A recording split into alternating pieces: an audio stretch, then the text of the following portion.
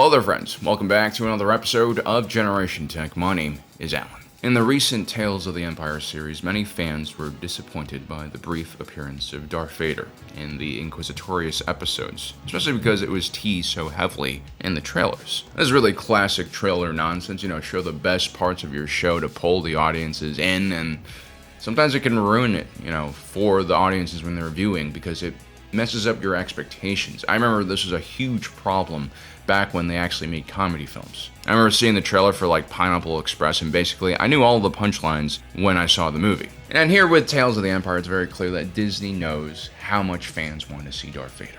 I mean, a not so tiny portion of the audience probably has a Darth Vader film or TV series at the top of their wish list. And I think Disney so far has limited the appearance of Darth Vader for now, hopefully saving him for some later opportunity. Well, actually, that Vader-Kenobi duel at the end of the Kenobi series was pretty awesome. In a lot of ways, it saved the show, in my opinion. But anyway, for now, they're toying with us once again like puppeteers. It would have been a lot better if we had just been surprised by the small cameo with Darth Vader. No one would have complained because there were no expectations going in. But Disney, in all fairness, is kind of struggling in the streaming wars. Everyone is struggling in the streaming wars right now. And, with interest rates so high, it's hard to raise funds for their show. So they're trying to make the most out of the content. And so what they're doing here is not all that different from clickbaiting, which, of course, I know nothing about. There's also the very classic Star Wars problem of famous characters appearing in every show and every storyline. This not only makes their own story extremely convoluted, it can also cheapen the stories these famous characters cameo in and make those stories seem less important because,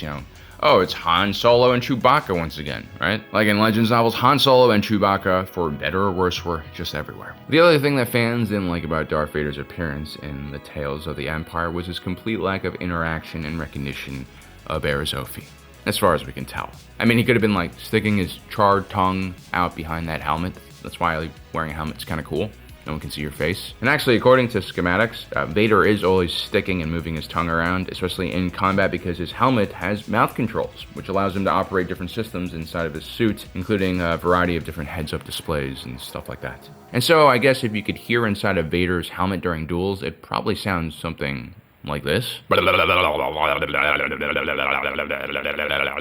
Anyway, the reason why fans believe that Vader should recognize Bariss Offee is because when she framed Ahsoka Tano for the Jedi Temple bombing, she completely derailed Ahsoka and Anakin's lives. Anakin cared more about Ahsoka than almost anyone aside from Padme. It was Anakin who never gave up on his Padawan. When Mace Windu, Ki-Adi-Mundi, even Obi-Wan Kenobi, and Plo Koon were ready to expel her from the Jedi Order, Anakin continued to fight and believe in her. When the military tribunal overseen by Palpatine and prosecuted by Wilhelm Tarkin was convinced that Ahsoka was the terrorist and about to sentence her to death, it was Anakin who pieced together all the breadcrumbs and figured out that it was Bariss Offee, Ahsoka's close friend, who had framed her for the act. And in the ensuing duel, Anakin had just about enough control to not kill Bariss Offee in anger, and manages to disarm her, bringing her to Ahsoka's trial in the nick of time. But of course, the damage had already been done. Ahsoka's trust in the Jedi Order had been shattered. I mean, perhaps her trust should have never been leveraged so heavily into one place, but most Jedi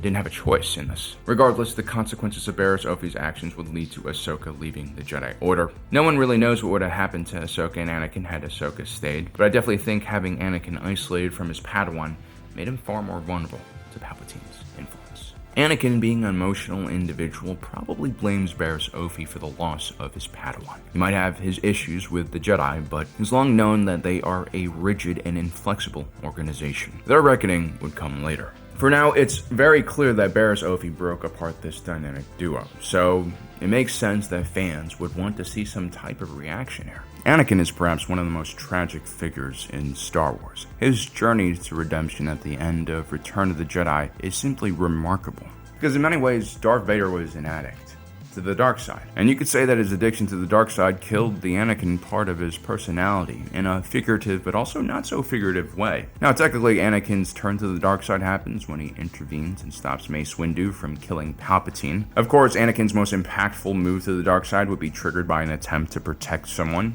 Again, very tragic. But I feel like he really didn't get to experience what the dark side was like until that very tragic duel with Obi-Wan Kenobi a little bit later on. I mean, the physical destruction of his body through fire and ash had some real-life consequences on his physiology. A normal human being probably would have died from such pain and gruesome injury, but Anakin managed to hold on. And that is, again, because he has an amazing capacity for emotion, whether it's happiness or, in this case, anger and hatred. Anakin would use the dark side to hold on to. People who can power themselves through emotions are some of the most dangerous people I've ever met. Anakin would use the dark side to hold on to life, and even after he donned that hermetically sealed black suit of armor, his body was still constantly in pain.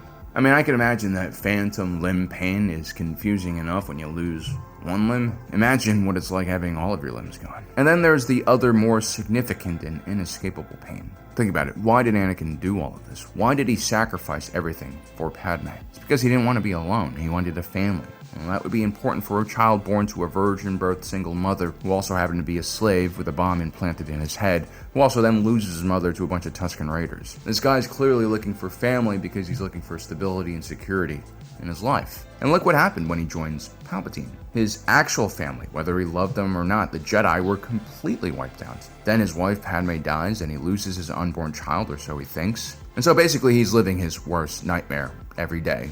On top of that, he also has that constant pain from all the damage to his body. And so Vader's baseline emotions are completely different from Anakin's. Chronic pain can definitely change your brain's structure and activity. It can change your mood, your outlook in life, what you can and cannot do. It can keep you from doing the things you love, like taking your shoes off and strolling on the beach, raking your toes through the sand. Now, of course, these things alone don't really prevent Anakin from recognizing Bariss Offee. In order to explain that, we actually have to look into Vader's mindset, which is driven not only by all this pain and hatred, but also a sort of shame he has for his own actions. You see, when Anakin falls to the dark side, he knows it immediately and regrets what is happening. His love for Padme is such that he is willing to go to hell in order to save her, like Robin Williams in What Dreams May Come. My parents took me to that movie when I was 9 years old, and it scarred me for life. Like, we're not even a religious family. I have no idea why they did this to me. Oh yeah, and like halfway through the movie, Robin Williams' son goes from being a white guy to Cuba Gooding Jr. It's one of the most unhinged movies I've ever seen. You should definitely check it out. Anyway, Anakin was not born a monster. But sometimes in life, even good people can be forced into situations where they have to act like monsters in order to save the things they love. And that can cause a lot of friction in the mind. Anakin Skywalker / Darth Vader is a classic example of someone who has a dissociative identity disorder. This is when a person has two or more separate personalities that essentially take control of your behavior at different times. No, I'm not a psychologist, but I'm married to one. We call it a disorder, but what really is happening is the brain is adjusting to immense trauma and creating a personality that can protect the individual, the collective personalities of this person, from whatever threats and trauma that they face. What happened to Anakin definitely qualifies as severe trauma, but in his case, because of his virtuous qualities, it's really the terrible actions that he engages in after Order 66 that he's escaping. The killing of younglings, the murder of the Separatist Council. Okay, maybe he doesn't care that much about that, but killing younglings. That's just something Anakin couldn't handle, and so the persona Darth Vader was created for him. Anakin's gone. I'm what remains. I really love, by the way, how Kenobi and Ahsoka, like the two individuals who were the closest to him, were able to crack through his armor and at least confirm that this is what happened to their friend. Ahsoka.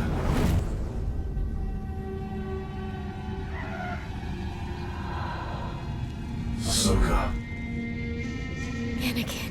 And so, as you can see, you have to really be a special person in Darth Vader's life for him to remember you. And I guess you have to have a very, positive, impact on him, maybe, because that runs contrary to almost every other emotion he has. He has plenty of hatred for everyone. So Bariss Offee is not a big deal here. I mean, he's far more pissed off at the Emperor, probably. And more importantly, whatever Bariss Offee did to Ahsoka and him is just not comparable to the evil he has brought to the galaxy with his own hands. I think it takes tremendous pain and sorrow for Darth Vader to even acknowledge this. It's not something that he can handle as strong and powerful as he is. The truth is, both Anakin and Vader are so different that I just can't imagine them inhabiting the same mind. I mean, the self-loathing that Vader Anakin has is just tremendous. He spends all of those hours in his meditation chamber and back to tank recovering, but also traveling through these painful memories. He's constantly torturing himself, and that's perhaps because he believes he deserves this. I don't know. I mean, even when Obi-Wan Kenobi, his friend, his brother, his mentor, tries to reach him. I'm sorry. I'm sorry, Anakin. For all of it. It's not enough to bring Anakin to the surface. I am not your failure, Obi-Wan. You didn't kill Anakin Skywalker. I did. Of course, eventually, Anakin does win. It's his son, Luke Skywalker, who managed to change his heart and bring Anakin back. I mean, Luke's goodness, his steadfast belief in his father, his forgiveness for cutting his hand off is what allows Anakin to forgive himself. It's an extremely powerful moment that connects the Star Wars universe with the larger themes of the Fast and Furious universe, which started almost 2,000 years ago. And that theme, of course, is family. And so excuse Dave Filoni for not cheapening this epic moment by having Vader just recognize Bariss Offee because of his past beef with her. I mean, all throughout Vader's career, he doesn't acknowledge anyone. We'll have Tarkin, who had fought alongside Anakin during the Clone Wars and would then closely work with Darth Vader during the Imperial era, would never broach the subject, even though he had his suspicions. The same goes for Thrawn. They worked together during the Clone Wars, and then they met again under the Empire. Then you have Darth Vader's men, the 501st Battalion, which transitions to the 501st Legion. Anakin always loved his troops, and he put everything on the line for them. Then there's R2-D2, the astromech, who saved his life countless times during the Clone Wars. What about C-3PO, the droid he built from scratch as a child? Well, actually, he does take a moment for himself when he finds C-3PO's head on Bespin, but that's about it. I think Vader really hates the past. There's also another reason why Vader doesn't connect with his past, and that has to do a lot with Palpatine. The Emperor came into this job fully knowing the massive challenges he had ahead of him, stabilizing an entire galaxy.